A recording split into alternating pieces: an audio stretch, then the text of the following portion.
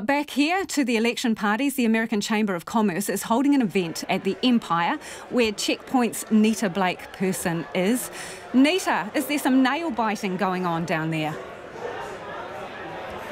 There is certainly a somewhat nervous environment here, Lisa. There's quite a buzz. There's well over 100 people here, but we're expected to get up to kind of 200. And I would say, somewhat stressed, somewhat nervous. People had generally anticipated that there might be a bit more of a lead between the two candidates at this stage. But, you know, there's also a celebration going on. It's a bit of a sea of red, white and blue with flags. We've got the traditional American foods of pizza, burgers, sliders, fries, things like that. But everyone's pretty glued to the tally at this stage as we just wait and see how these results pan out.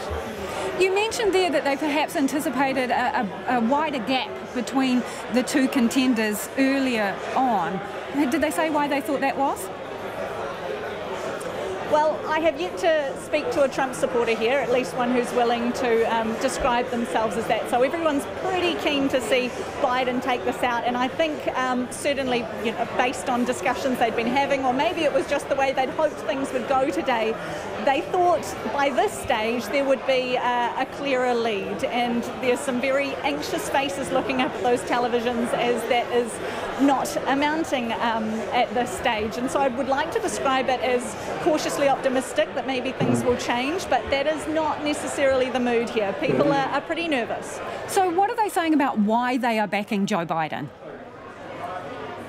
Well, most people I'm speaking to, sorry, I'm just getting an announcement regarding the results. Most people aren't wild on Biden, but they are certainly not excited about Trump. These are people with business interests in the States through trade, but they also have lots of friends and family there, so they are concerned about their health through COVID and things like that. And as I say, while Biden isn't necessarily the candidate they would have hoped for, they want Trump gone. So that's kind of the vibe here, that he's the lesser of two evils today.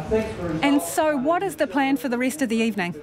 Well, it really does depend on the results at this stage and whether we are going to get some conclusive results tonight. A few people have mentioned that there may be drinking for some time if Trump does take things out conclusively. Otherwise, I think there is a mock ballot to be put through a bit later on based on people I've spoken to. I wouldn't say that would be a huge surprise if Biden took that out, but mainly people just nervously waiting to see how things unfold. Thanks, Nita. That is our reporter Nita Blake-Persen at one of the election parties in Auckland.